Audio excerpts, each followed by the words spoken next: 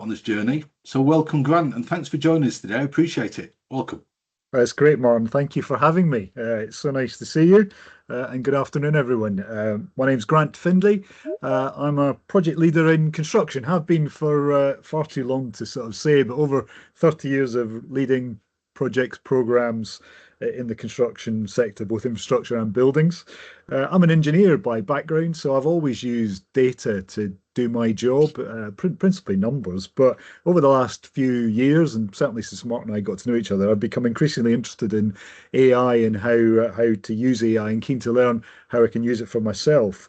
I want to incorporate AI into my work to help me with my workload, if I'm being honest, but just to help me do things better. But like many of you on the call, I've got some concerns about understanding what it's good at and what it's not so good at, and also about my personal and business data. So hopefully Martin and I are going to touch on some of those things today. Yeah, cool. So a big thanks again, Grant, for joining us today. So what we'd like to do is to jump into a little quiz, right? Well, quiz. It's a survey, sorry. So in terms of the survey, let me just bring up the Menti slides as well. So there we go. It's Mentimeter. So you can get your phones out, go to menti.com. So it's going to be pretty interactive today as well. So you will start to feel more and more awkward as we go on through this, because we're going to throw stuff at you at pace and see how you feel about it, right? See how we all start to feel and respond to this, brave new world order that we're in.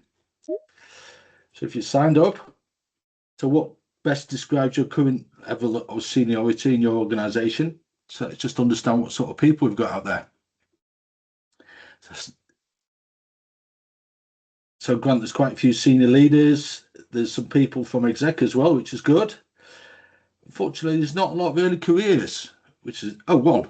So welcome to the one person from early careers. So great news that you're involved, because, this is going to affect you more than a lot of other people, I think, as well, actually. So we start to see the job markets changing. Are you seeing that as well, Grant?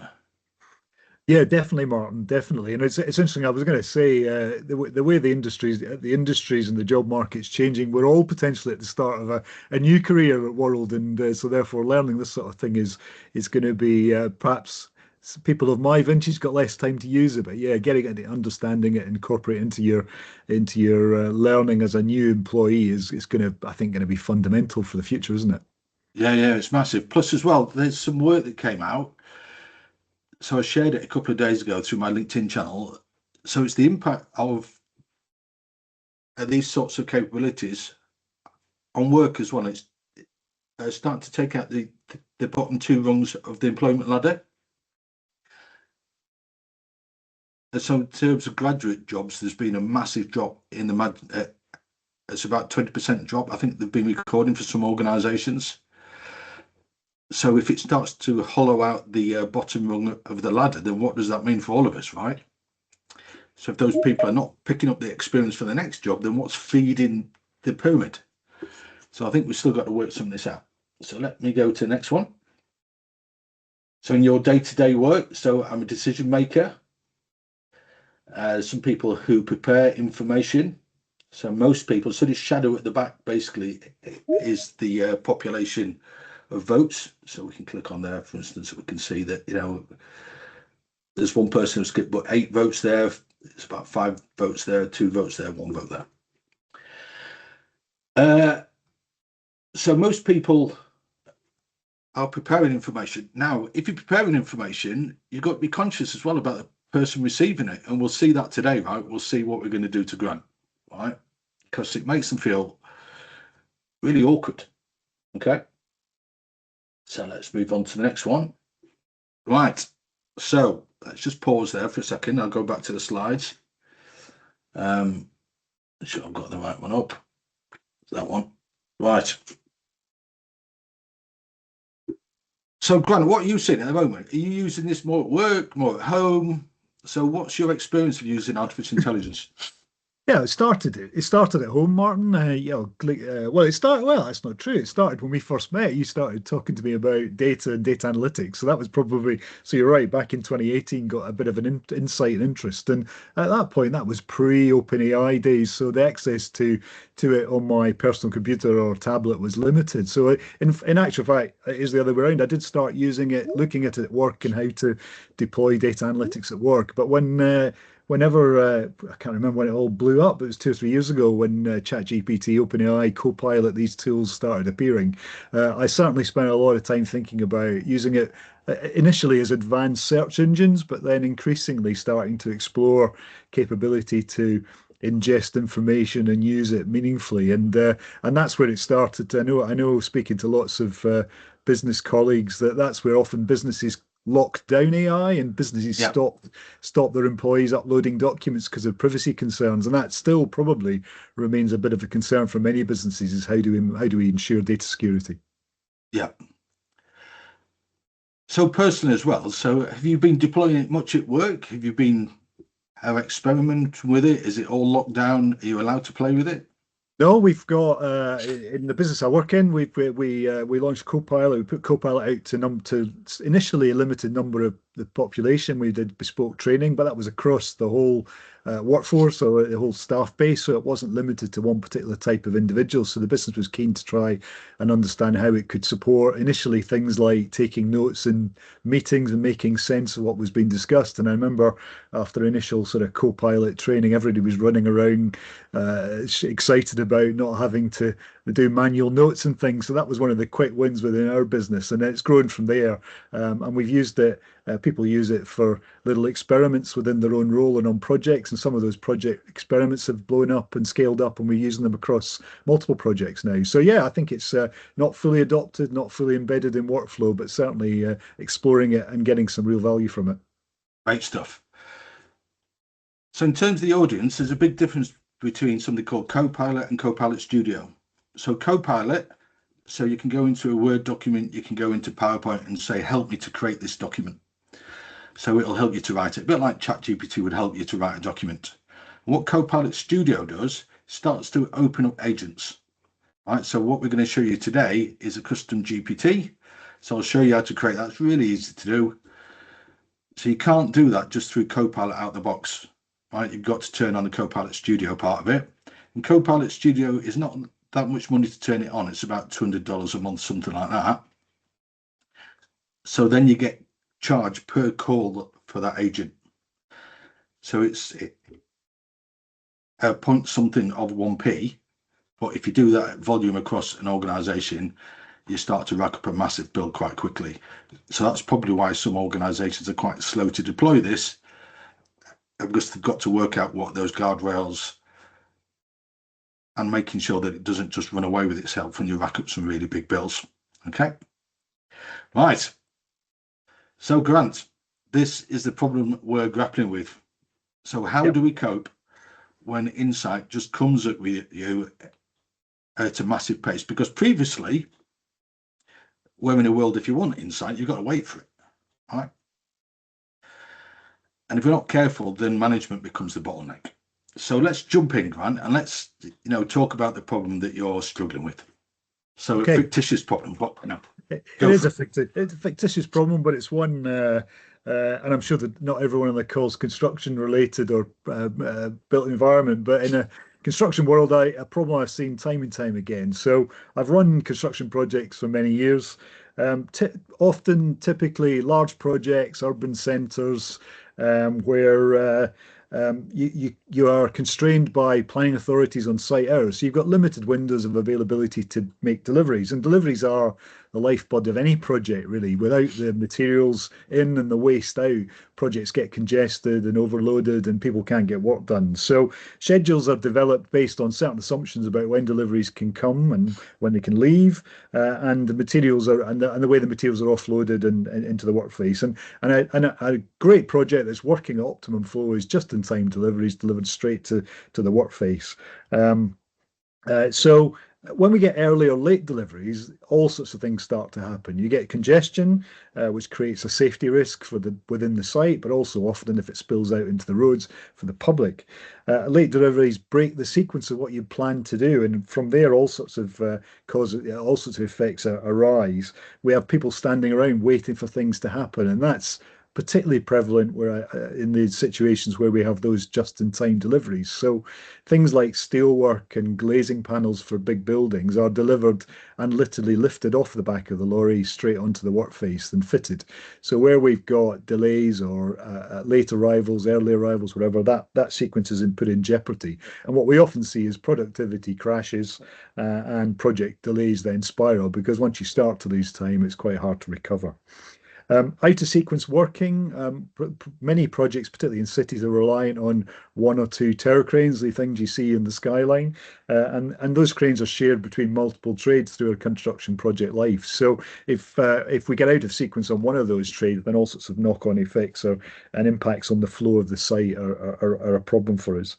And then we have to start getting into discussions when we have delays and that projects are going to have to work a little bit later. And we don't like doing that, but often on construction sites, we have to overrun.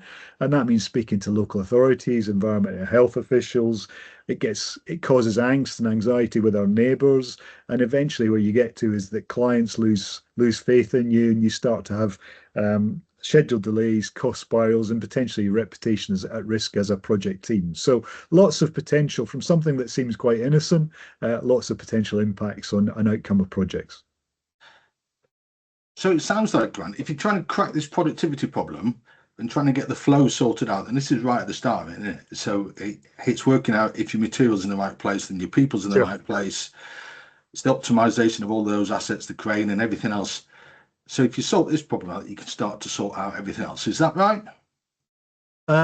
Yeah, definitely. Well, this is a root cause often of delays and problems on projects. So it's not this example is not going to be everybody's example of what an issue on their project or the thing they're working on. But for us, this as I say, materials are lifeblood of projects. So if we can get this right, then that's one less thing to have to cope with when things start to go wrong. Cool. So Grant, just so run us through now what you'd like in terms of being able to solve that problem. How would you go and approach it normally?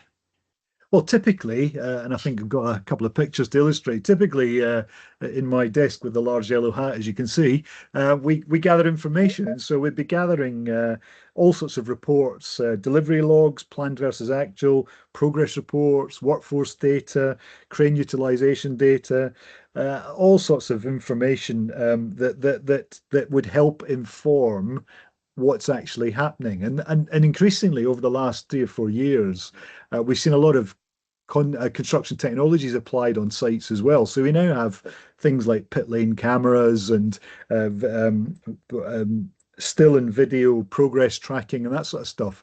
So where we've gone, this is what it kind of looked like a few years back in terms of reports. Now the data is coming in thick and fast from all sorts of technology products as well. That means that on top of what's on the table, we've got a huge volume of data to try and deal with.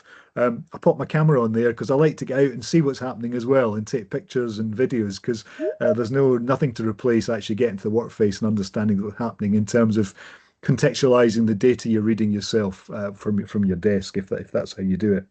So I think I've got to try, and my normal approach is I'd be looking for either my team or me to be reviewing, analyzing, correlating, triangulating all these reports and data to make some sort of sense, to understand what are the symptoms, probably in the first instance, and then what does that then do to move us towards solutions to try and re-optimize the flow we talked about that's so critical. Great stuff, Grant. So could you just give us an overview about the sort of timeline that you think that would take you to do?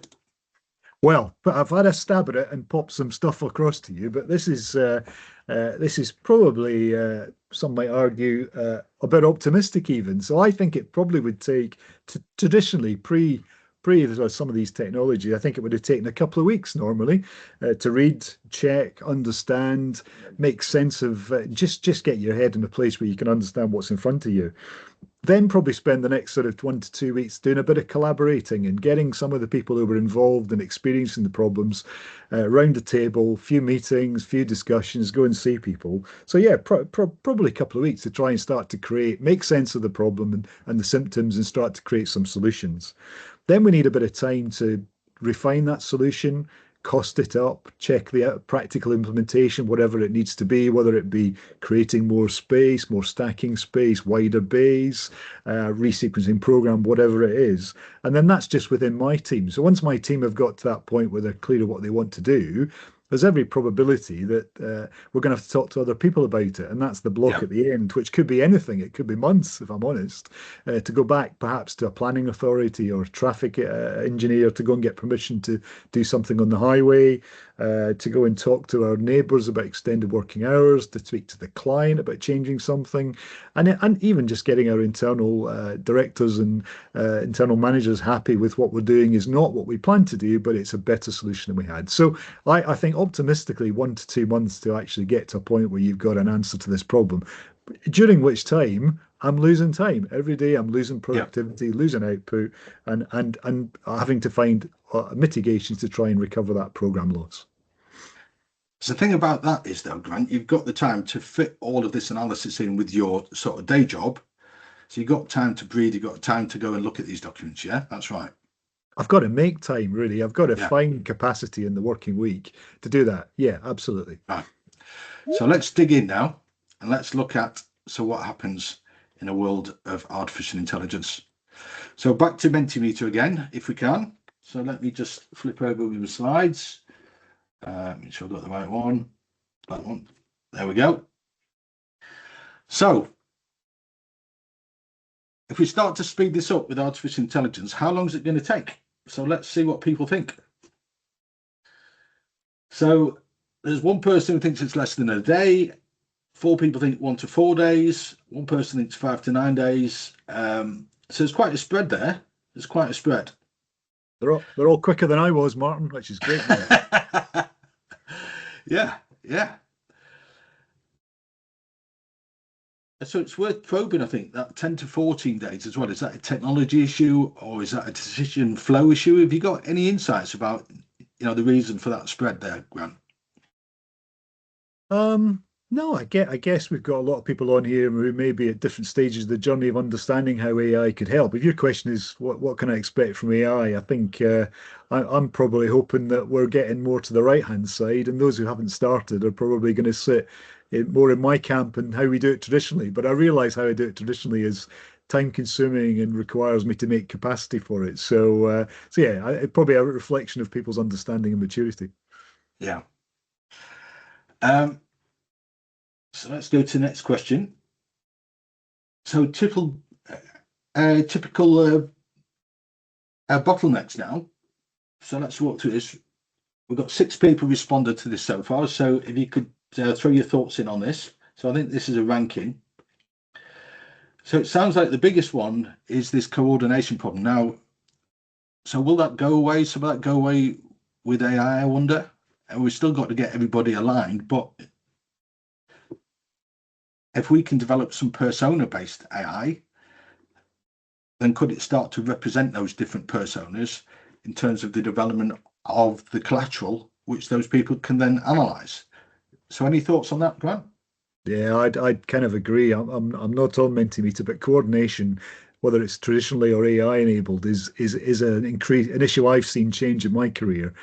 Projects used to be a lot simpler, less parties, less suppliers, subcontractors, designers, participants, less stakeholders externally. So the coordination across all the parties involved in most major programs now, it means that it does just inherently take longer to get through that. So that I'd agree with that as a top bottleneck for me. And then the second one is getting hold of the right data. Yeah, are you finding that? Yeah, can be challenging. We are an industry in construction who like Excel spreadsheets. We love it, but Excel spreadsheets are not the easiest things to gather and use and align. So we still very heavily rely on. Although I talked about moving to technology solutions, so more technology which is task or role specific to try and help people do things better or new things differently, is providing a better quality of consistent data, while still very heavily reliant on manual data entry and transition of data between different systems. So yeah, getting hold of data is a key problem. In terms of the data as well, it's not just about the data. We've seen this quite a lot now with some clients. So if you've got the pit lane camera data and you've got the logistics data and you've got, you know, your invoices for what's been ordered versus what's been delivered, etc., all of that needs joining together. And some of that you can join it together because there's the pit lane camera might have a registration plate on. You've sort of link that to goods inwards, so you can then link it back to your order, etc. So there's a golden thread through that documentation set, right, and that data. But sometimes that golden thread is not there. So you've got to create some golden threads so you can join your risks with your schedule, with your cost plan, etc. Yeah. So you can understand the impact of that risk in terms of cost plan. Yeah. If you don't join them together, you've just got all these disparate data sets. And that's what we find at the moment. People don't think about the joins. They just think about those individual data sets. Yeah. So in due course, if we don't have that joined up data, we can't train AI because it's not got the context. Yeah, context and relationships. And I spotted somebody asked what pit lane data was. So just to explain very briefly, pit lanes were the kind of a bit like Formula One, where you pull the lorry in off the road and you park up, and we'll often, Martin mentioned it, we'll often put up a camera watching that space, and that data is really valuable data because that shows actual arrival and departure time, that sort of stuff. So yeah, but the triangulation of that data and the understanding the relationships between different data sets and different data points is crucial. Yeah. So number 3 is talking about constraints and approvals, and number 4 is management time. So we'll dig into this in a minute. So let's get back to the slide deck again. Oops, where's it gone? The slide's gone. That's meant to be it. Oh, it's not that. Oh, I've just spoiled it. You're juggling too many things, Martin. I can't find the slide now. Oh, there we go. That's it. That's the one. Right. So, Grant, what would you like me to do? Are you going to join my team then? Yeah, I heard I heard there was an AI whiz kid who was going to come and join my team and help me get AI enabled. So welcome to the team. Thank you, Grant. Looking forward to it. I've been trying to do this for a while. So listen, I've explained my problems. I think there is a slide that sort of tells you what I want you to do, but it's let's start with something simple. Let's go away.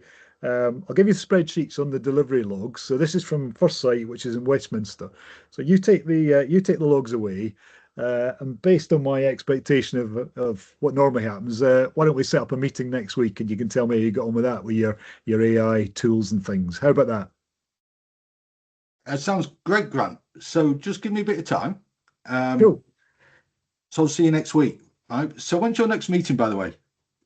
My next meeting on this problem. Well, yeah, I think we've got something scheduled. What's today? Thursday, isn't it? Yeah, I think we've got something on Tuesday morning. So if you can get something for then, that'd be good. I'll see you Tuesday then. Okay. Okay. Yeah, cool. So what I'm going to do is to stick this into AI. So I'll get it to process everything. And this is what I did, right? So I'm not going to show you this bit yet because I'm going to show you the thing about agents. So what it's done, it's digested all this information and it's just summarized it into a summary report. So this is everything that Grant has asked me to do. So I'm going to call him back. So Grant, ring, ring. Hello, Martin. Hello. God, nice to hear from you. Have you got a problem? Are you missing something, or what can I help with? No, I've solved the problem. I've just emailed it over to you. So there's a document that I've sent you.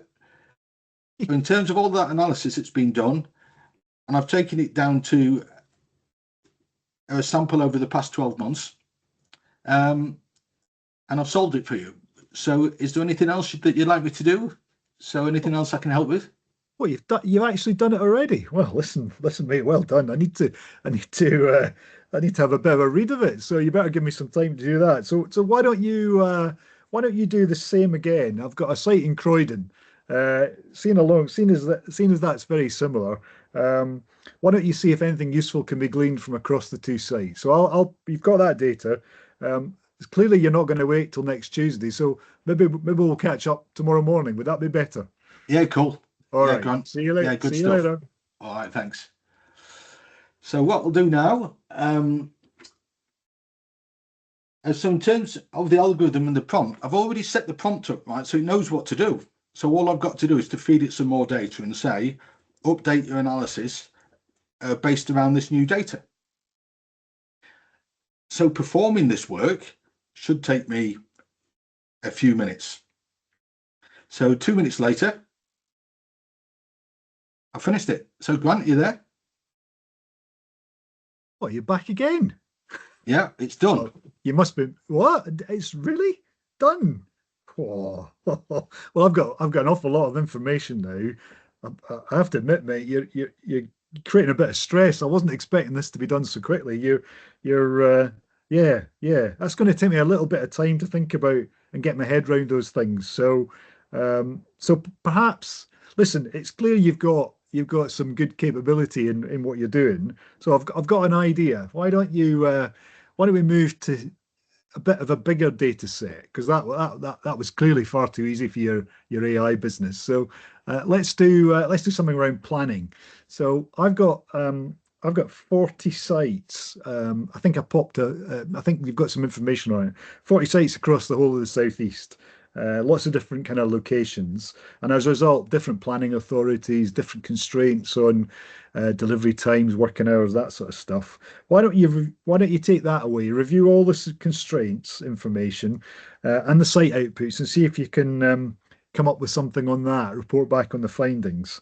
Um, uh, that'll keep you busy for a bit of time. That's not going to be a couple of minutes. So we'll definitely not catch up again till tomorrow this time. All right. Okay, cheers, Grant. Thank you. So yeah. So this time around, what I've done, so Grant doesn't know, but I've already pulled together all this data because I've been looking through SharePoint. So I've already got this data. I've cleaned all the data up. So it's all been segmented. I know where the data is. So all I've got to do is to pull this data now into these large language models and start to get it to summarize and to pull out, where there's friction in that data. So any sort of outliers or anything like that. So performing the analysis is really easy. The difficult part is pulling the data together, which we've already done. So in theory, and this is going to take me about a minute.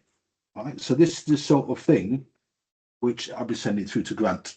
So here's the planning restrictions document. So Grant, are you there? What do you want? What do you want? So Grant, look at this, and I'll just walk you through what we've done. Right, so I've looked at those 40 sites, and I've pulled. You've done it. Yeah, it's all been done. I've broken it down. If you've got any questions as well, Grant, what I've actually done for you. So let me show you this as well. So what I've actually done for you is I've loaded this up into Notebook LM. So those 3 documents we've just talked about. So if you've got any questions on it, just sort of log into Notebook LM and there's your answers, right? Wow. I'd imagine that you want to present this to the board as well at some point, don't you? So what I've done, I've clicked on this button here, Grant, which says infographics, and it produced that. Really? So that is the productivity gap infographics, which enables you to explain the problem to some of your bosses. So that looks complicated to produce that, Grant, but all I do basically is load these 3 documents here by add sources, and then I click on the button and I wait about 30 seconds, it produces that. So the problem with some of this, Grant, is that just breaking this problem down and you trying to get your head around it is quite complicated. So what we can do is take this into a mind map and start to break it down bit by bit in a mind map, right? So we can take each of these bits out. So when you're trying to get your head around, so what's the composition of this problem? So you can do it through an infographic, you can do it through a mind map, you can do it creating a video.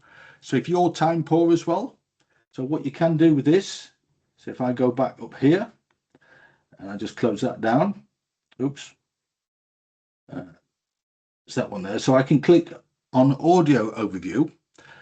And what that does when you're driving home tonight, Grant, so just press that, send it to your phone, and that's a podcast which will summarize this document for you. So is that everything you need from me?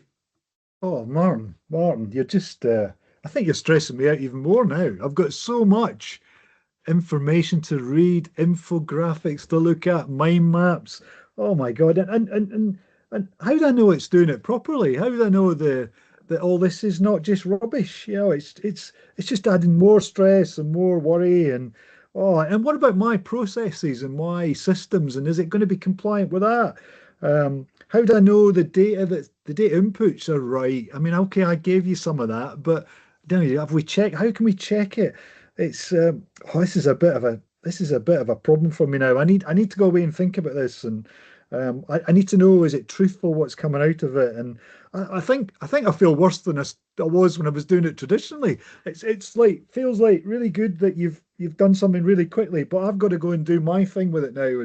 And yeah, oh, you're really stressing me out, Martin. Really stressing me out.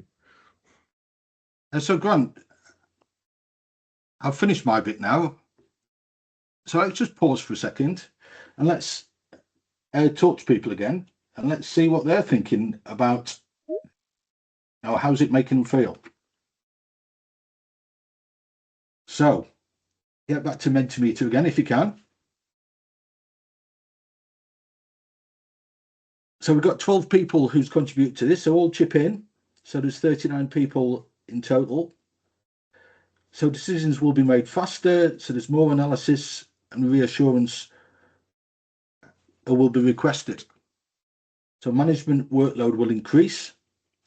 So I think that's a massive one, right? I think, this is going to come thick and fast at people. So this is what I'm seeing already is that, some people just can't keep up with the deluge. And some of it is slop, right? Some of it is called AI slop. It's just what AI creates. And some of it is rubbish. So I've had people who I've sort of worked with in the past who just said, well, that's what ChatGPT created and sent it out. So Grant, any thoughts on this slide? Yeah, I agree. You've thrown loads of. I believe you. I believe there's some good stuff in there. I'm sure there is, but you've created a situation where now I'm a bit of a throttle point in all this now. So in my rhythm of meetings and when I catch up with people and make decisions, it follows one timeline, and you've just created all sorts of insights that potentially upset that sort of process. So I'm kind of scratching my head thinking about that and what do we do next. But yeah, I get the illustration now that you can take data and create insight a lot quicker than before. But I do worry about, as leaders, what does that mean for us in the actions we take? So in terms of that first point, let's just explore that as well.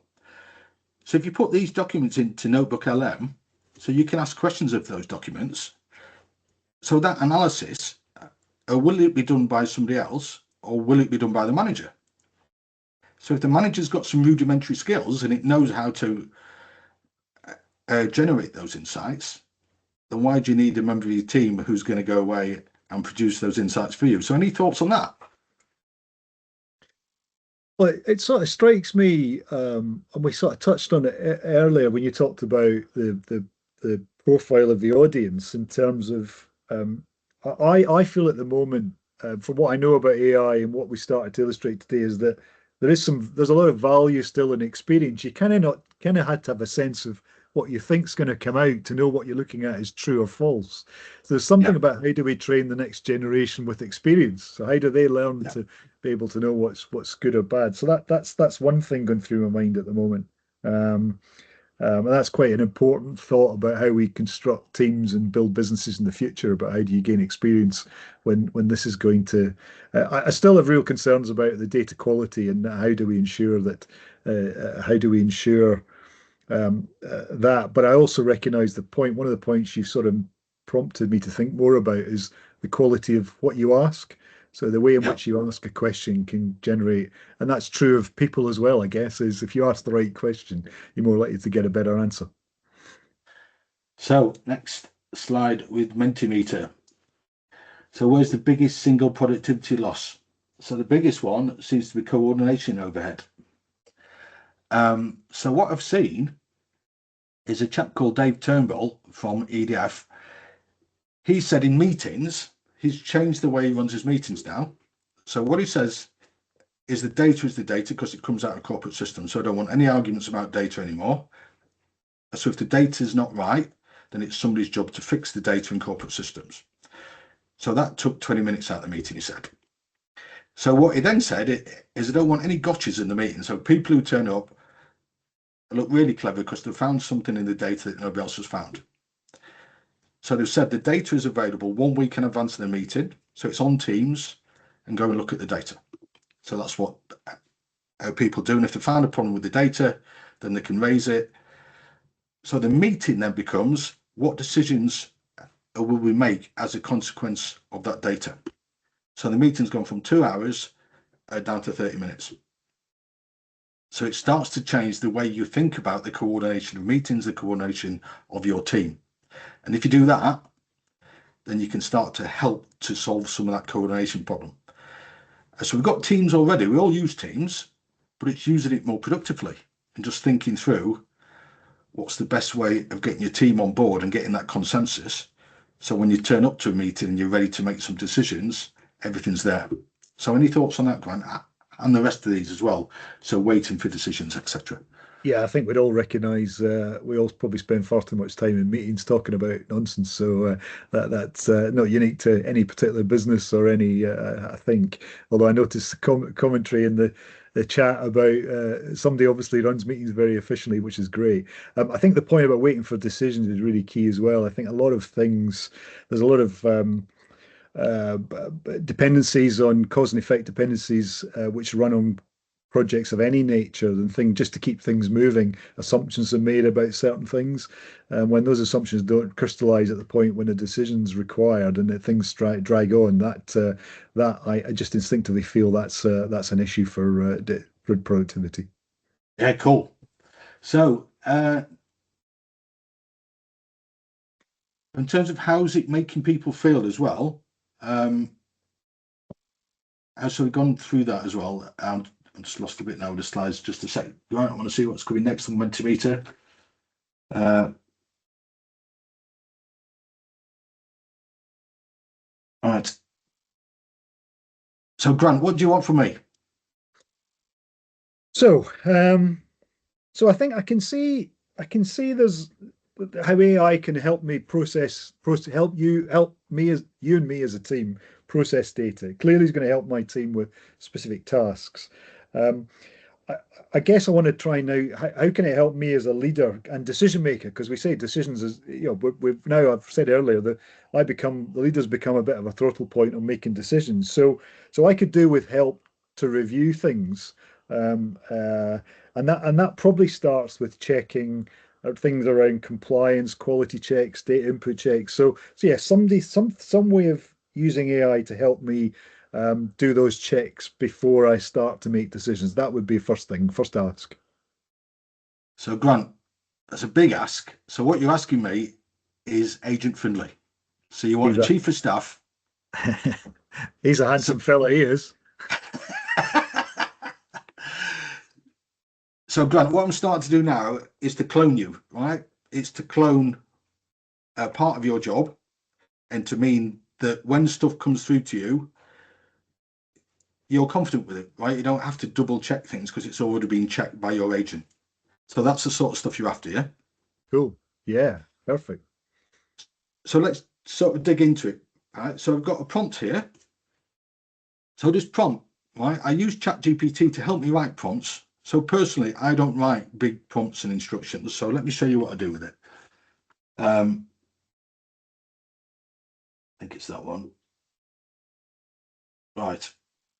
So let's just break it down. So I said, I'm asking for a chief of staff. So your role is to advise members of staff on how to strengthen their submission. So it's like your outer office. It's making sure what comes through to you is appropriate. So let me just zoom in a bit on that. So we talked about the role. It's saying you're not a decision maker. So it's not the GPT's job to make decisions. So it's there to advise you. So it's not asking to fix the problem with the document. And what I'm asking it to do now, which is really important with these ChatGPT type sort of interactions, is help me to think something through. So if you ask that of it, it really starts to explore the edge cases of your problem. It starts to have a conversation with you. Don't use ChatGPT as a search engine. So use it as a member of staff who's really clever and start to explore some of these edge cases, right? Okay. So that's the prompt. That's what I wanted to do. So let's see what it comes back with. So this is the pro version as well. So I paid $200 a month for this, which means I get a lot more of deep research. So deep research is down here. You click on that. I've got 250 goes a month of deep research.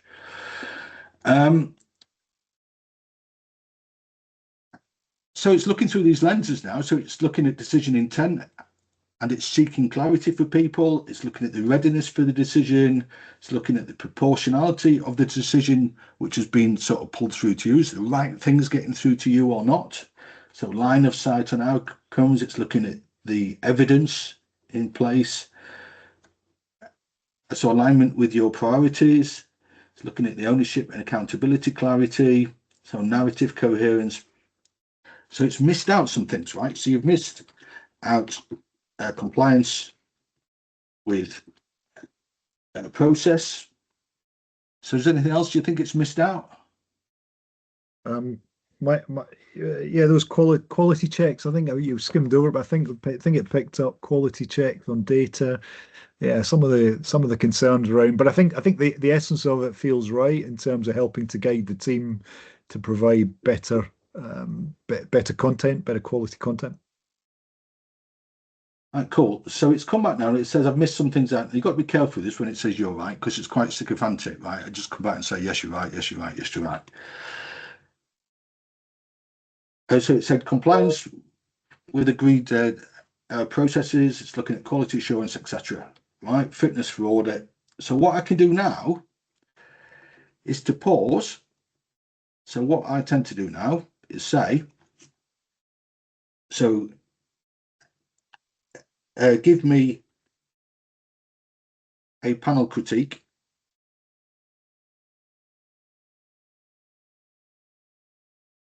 of these lenses, right? So what it does, trying to sort of type and talk at the same time. So it goes away now and it builds a panel. So it'll find some people in a panel that it thinks is appropriate based around that topic. So it then starts to critique it. I think, well, you missed this out or you've focused too much on that, etc. So it's now looking at the strengths, it's looking at the gaps and the risks. It's talking about this is what they would expect to see, and this is panel member 2, etc. So it's now giving me all the feedback on those constraints, those expectations, etc. All right. So I've got 5 panel members. So personally, I don't read through that, right? I just have a very, very sort of speed read of it, but I don't read through it because it's now starting to fix these problems for me, fix out these missing components. So what I ask it to do now is to develop the instructions for the custom GPT.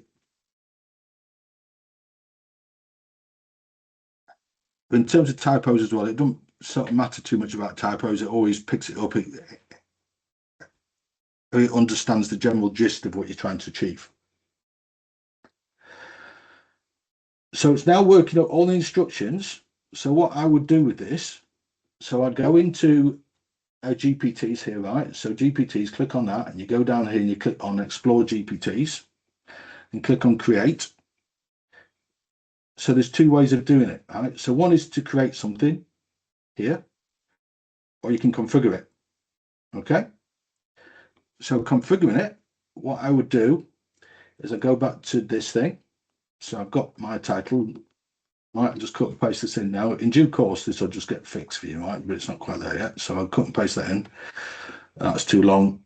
So I'll just change that. So it's limited to 50 characters. I go and put that in, and then go and put the purpose in. So this is what people will see. So in terms of GPT, people in my team would see that.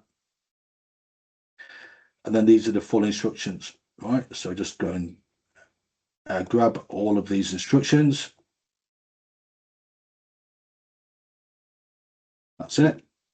Right, so I might do a panel critique on that again, just to make sure it's all right. Press create.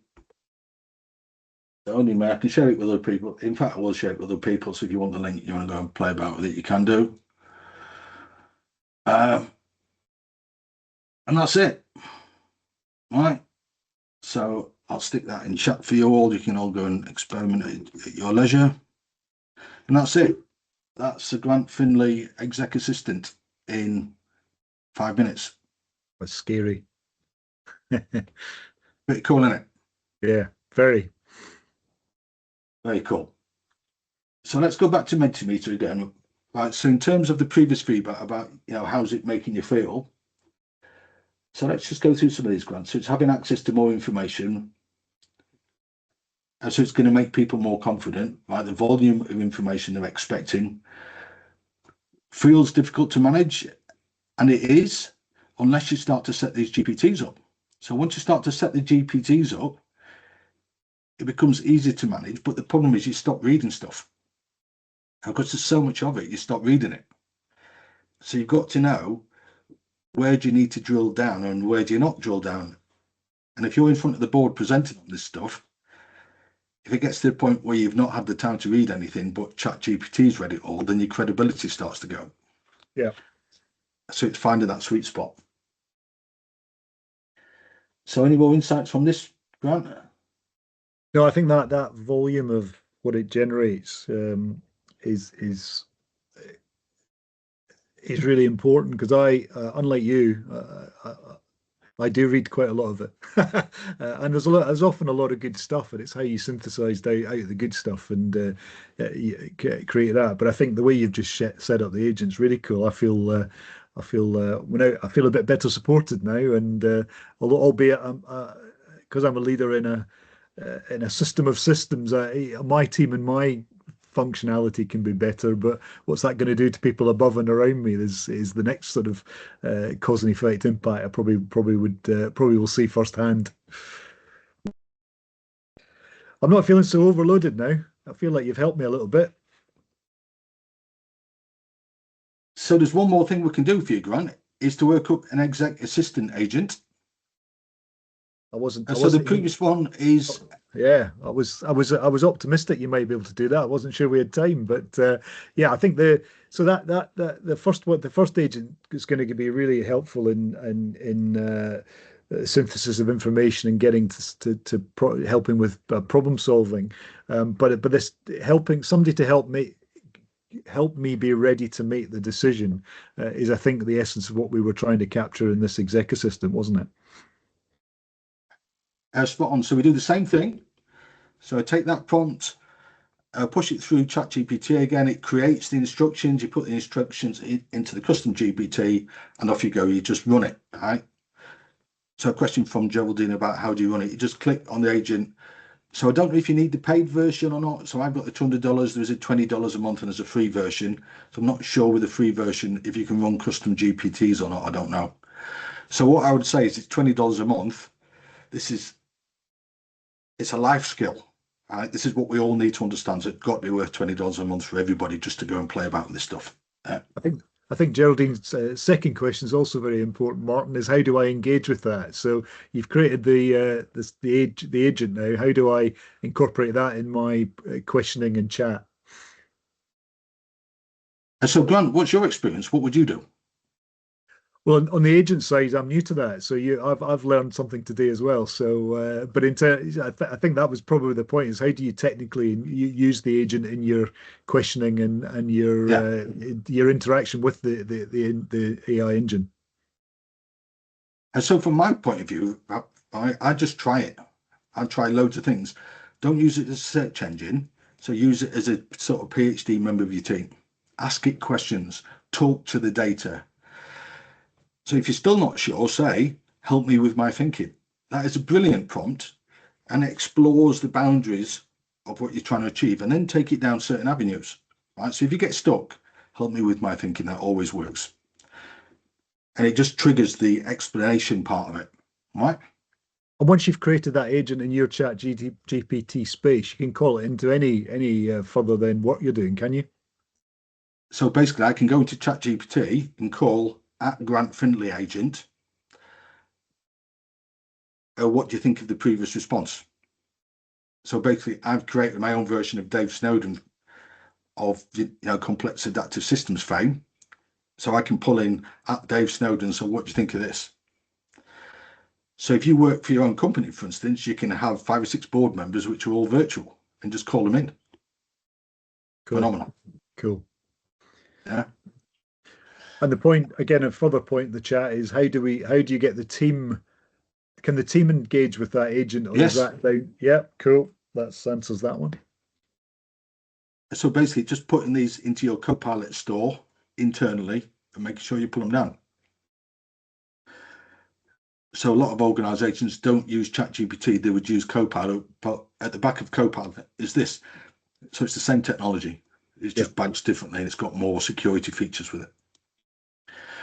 So what we're trying to do with this grant is to separate roles from tasks. So when I look on sort of ChatGPT, being on LinkedIn, sorry, there's loads of people out there saying, well, this isn't going to take our jobs because we still need the personal component of it. And it's then getting down to task level. Have you got any thoughts on that? I think I go back to in the short term, certainly not. I think it's I understand that the subtlety, the splitting out the roles and the tasks is really important.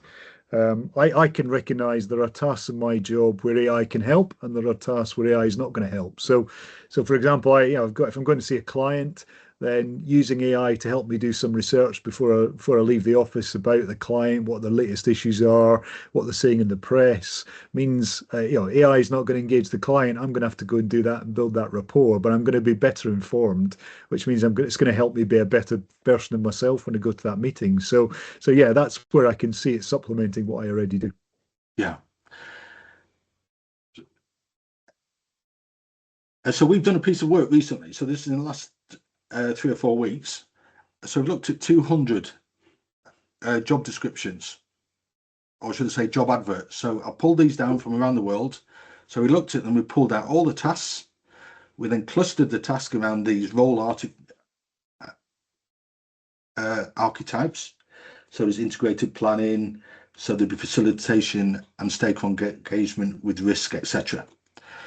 So we've looked at all of those and just numbered them and said, so if we take those tasks today, which tend to be human-centric, right? We do tend to do them all ourselves, and look at overlaying artificial intelligence on it and automation and Python scripts and things like that. So we can get rid of 36% of some of that work instantly.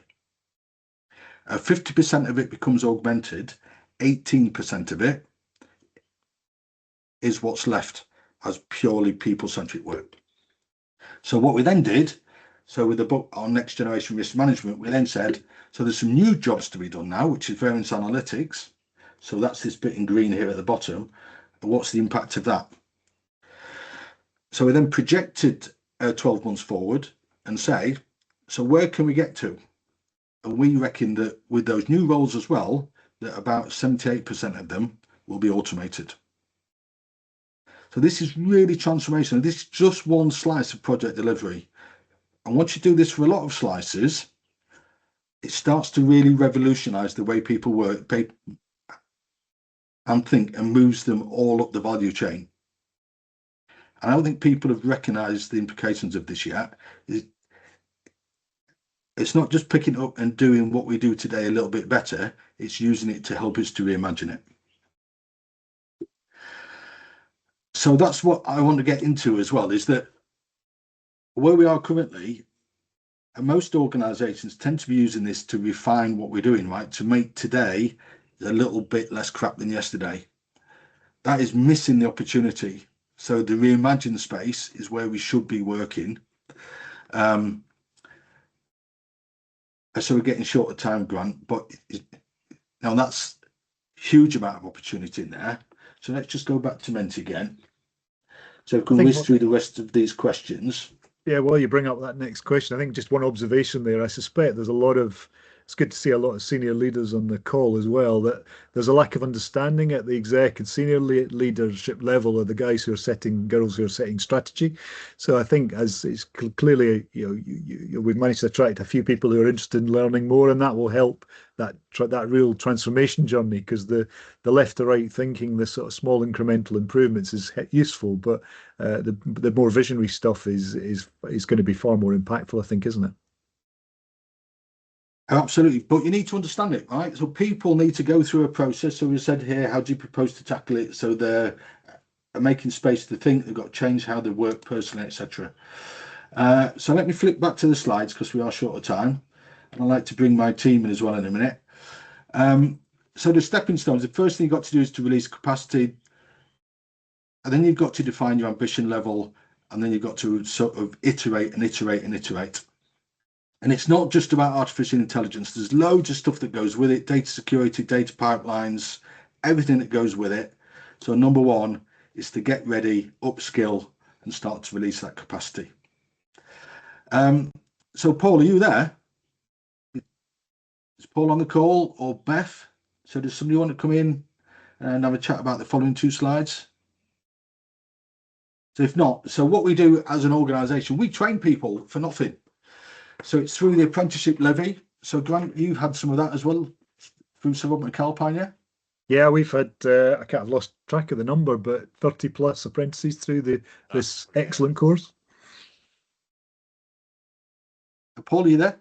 Yeah, sorry. Yeah, I was muted there, but yeah, I just quickly cover this slide. So thank you, Martin.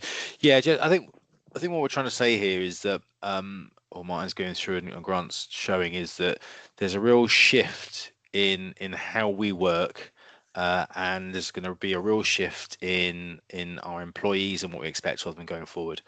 And what this slide is showing here is a bit complicated, but what we're saying on the left is we're trying to be thought leaders. We're creating a community. We call that a coalition, and that community is looking at how to embed new ways of working, new solutions into our teams, so we change and transform project delivery. And what we focus on as a business is we focus on looking at training people. So not just giving them tools, but training them how to use tools, but also changing that way of working and starting to become change agents within their own businesses. So we're not in the market of trying to give you a tool set and say, here's a tool set, go and use it. We're in the market of saying, look, how do you embed knowledge into your team to start to rethink in how they operate? And then we obviously support that through enabling, and we create our own solutions, and we help and support those teams. So our training is through, if you're UK based, is through levies. So it's through government funded levies. So if you have a salary bill of over 3 million, then you also you already have a levy against you. So we look at how you use that funding to start to train your own people. So as part of that, also we're starting to look at how we map, as Martin said, map those roles, those tasks to an organization. So making sure that we're looking at this thought leadership, we're looking at creating product groups, so looking at those solutions coming out, embedding those into people, so making sure they're training and starting to think about how they change their own businesses based on that new way of thinking. And then we also we support that with what we call solution factories and some of our own tools that starts to standardize those processes. But just across the bottom there, we're seeing some facts and figures coming out of PwC, Ernst Young, Boston Consulting Group, where companies are really starting to see and focus on where those issues and challenges really are. and lots of companies are spending money, but they're not getting any benefit in costs, and that's because they're buying tools, and their costs are going up on the tools they buy, but they're not embedding that knowledge and that way of changing. So sorry, I think we're running out of time, Martin, but yeah, just to give a view on that slide there. So great stuff. Thank you so much, Paul. Really appreciate it. So get in touch. So if you're interested in this, you'd like to be part of the next generation of project delivery, please reach out to us. The training is paid for through the government levy, and we can do far more beyond that as well. So tune in as well. So in about 3 weeks' time, we'll be talking about next generation assurance. There's another book coming out, so that'll be out soon. And please go through the Menti slides as well, and we'll get something on LinkedIn recently. So thank you all for joining us. Really appreciate it. And follow us on LinkedIn, and we'll see you soon. Thank you. Thank you. Cheers all. Thank you.